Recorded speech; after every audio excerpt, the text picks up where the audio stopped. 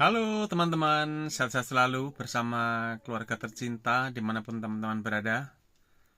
Kita jumpa lagi dan kita akan bicara tentang timnas kita, baik di U23 maupun di senior. Yang mana timnas kita U23 gagal untuk lolos ke babak berikutnya. Timnas kita harus tersingkir di babak kualifikasi. Tentu saja ini bertolak belakang dengan apa yang dihasilkan timnas U23 kita di edisi yang lalu, di mana saat itu timnas kita tembus di semifinal dan sekarang tidak bisa lolos dari fase grup kualifikasi. Tentu saja sangat menyedihkan dan kita tentu saja juga harus prihatin dengan hal ini. Untuk itu, untuk ke depan tentu saja ini perlu dibenahi di segala sisi tentu saja, baik di tim kepelatihan maupun pemain itu sendiri. Kemudian PSSI tentu harus mengambil sikap tegas. Dan hal ini tentu siapa yang bertanggung jawab, karena mestinya tim semakin hari harus semakin baik. Jangan malah sebaliknya, kita sudah baik, kemudian kita mundur lagi. Kalau sudah seperti itu, nanti kita sampai kapan? Kita harus menunggu timnas kita berprestasi di masa mendatang. Dan tentu saja, segala sesuatunya, khususnya untuk timnas dimanapun, kalau ada kegagalan suatu timnas, pasti ada yang bertanggung jawab.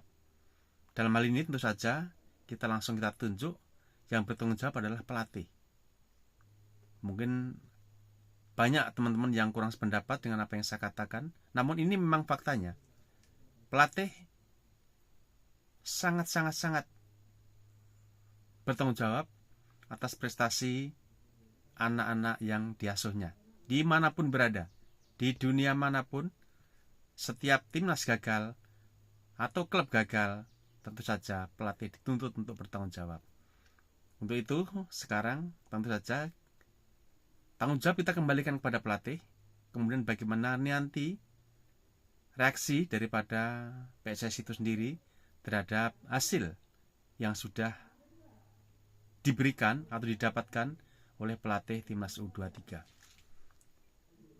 Kita sebagai penonton tentu saja mengharapkan yang terbaik untuk timnas kita, dan kita tentu saja sangat berharap hasil kita lebih baik dari sebelumnya, dan kenyataannya kita bisa lihat bersama-sama, kita rasakan bersama-sama permainan dari timnas kita. Walaupun mendominasi pertandingan, namun kenyataannya timnas kita gagal untuk bisa meraih hasil yang diciptakan. Dan tidak terkecuali saat melawan Korea Selatan. Memang kalau kita melihat bagaimana timnas kita masih kalah kelas dari Korea Selatan.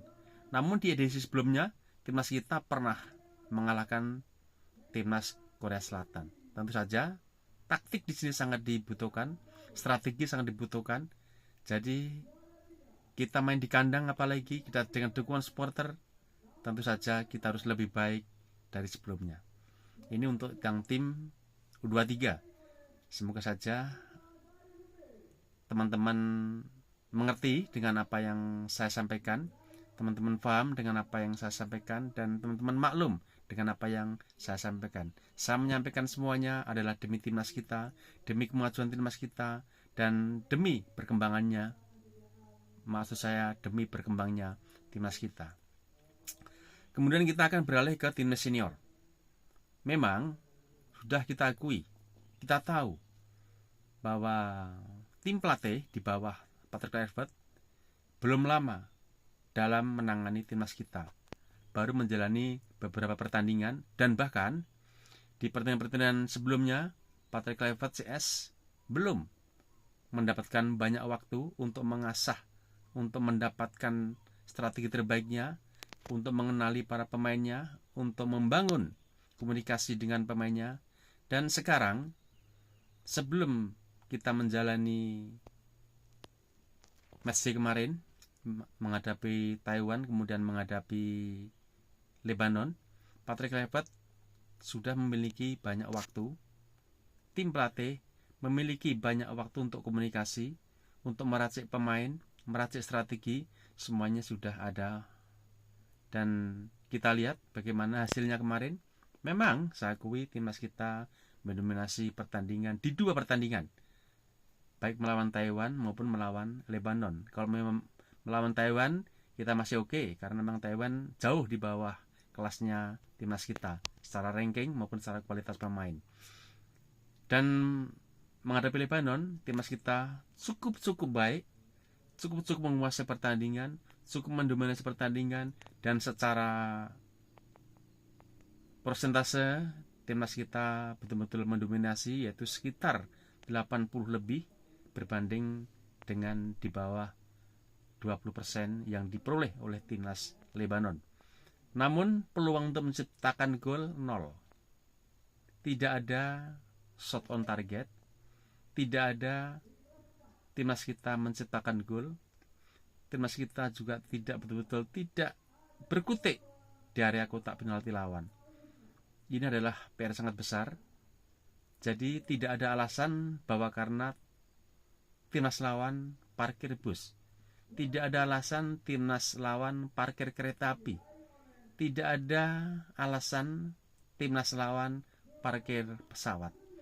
Yang jelas, walaupun 11 pemain, bahkan semalam sempat 10 pemain ada di kotak penalti, termasuk penjaga gawang, hanya ada 1 pemain yang di luar kotak penalti, timnas kita harus berbagai cara, harus bisa menerobos, harus bisa menciptakan gol, harus bisa mencari peluang untuk bisa terciptanya gol. Itu memang tugasnya seperti itu. Jadi tidak ada alasan karena pemain lawan rapat pertahanannya sehingga tim kita tidak bisa membobol jala lawan. Itu tidak. Jadi untuk tim senior, tim Patrick Kluivert atau tim pelatih kita harus bisa mencari jalan keluar agar pemain-pemain kita, khususnya di lini depan atau di lini serang, itu bisa membongkar pertahanan lawan serapat apapun. Itu tugas pelatih, kemudian yang akan diimplementasikan kepada para pemainnya. Dan kalau memang pemain tidak ada yang bisa membongkar pertahanan sesuai dengan instruksi pelatih, tentu di sini ada yang kurang. Artinya apa? Artinya dibutuhkan pemain lagi yang tajam, yang kokoh, yang memiliki intelijensi tinggi untuk mencari ruang, mencari cara, mencari celah sehingga bisa menciptakan gol. Tugas pemain-pemain secara tim, baik dari kiper yang ikut membantu penyerangan dengan cara umpan-umpannya, dari pertahanan, gelandang, sayap, semuanya bekerja keras untuk menekan lawan. Yang dibutuhkan apa? Yang dibutuhkan adalah pemain depan bisa menciptakan gol. Karena kita menekan bukan tanpa risiko.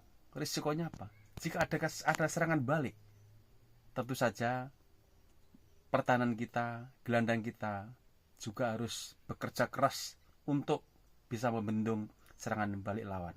Untuk itu, kalau kita sudah menekan sampai dengan di area kotak penalti lawan, lini serang harus siap dan harus mati-matian mencari celah, mencari ruang dengan intelijensinya, dengan kemampuannya, kerjasamanya, atau individunya, shooting-shootingnya, agar bisa menciptakan gol. Kita ingat, waktu kita melawan Australia, bagaimana kita mendominasi pertandingan. Kita sejak awal menit kita menekan, akhirnya apa? Justru kita kebobolan banyak gol. Karena apa? Karena mulai gelandang ke pertahanan, kita lengah. Kita terlalu naik, hanya berapa back kita, karena kita sudah menekan di area setengah lapangan ke area kotak penalti lawan, sehingga di belakang banyak kebobolan. Dan sekarang, kemarin belum teruji dengan Lebanon, karena memang tim Lebanon tidak ada serangan balik yang berarti untuk timnas kita. Untuk itu, untuk ke depan di round 4 ini menghadapi Arab Saudi dan juga menghadapi timnas Irak, lini pertahanan juga harus kokoh, walaupun kita seandainya nanti kita mendominasi pertandingan. Kemudian dibutuhkan cara, ya seperti yang saya katakan tadi, mencari celah, mencari ruang, mencari cara dengan kemampuannya, baik secara individu maupun secara tim, untuk bisa menciptakan gol. Saya di sini hanya mengkritik. Saya di sini ikut membangun. Walaupun sama masih kecil, saya berharap timnas kita akan lebih baik dengan materi pemain yang sudah ada ini, dengan pemain yang sudah baik ini. Mudah-mudahan hasilnya pun sebaik apa yang kita harapkan. Saya tidak ada niat untuk provokator. Saya tidak ada niat untuk merusak timnas kita. Justru saya ikut andil, ingin membangkitkan dan ingin membangun timnas kita secara keseluruhan agar timnas kita lebih baik di masa mendatang, khususnya kita bisa lolos dari round 4 ini dan kita melenggang ke putaran Piala Dunia. Terima kasih.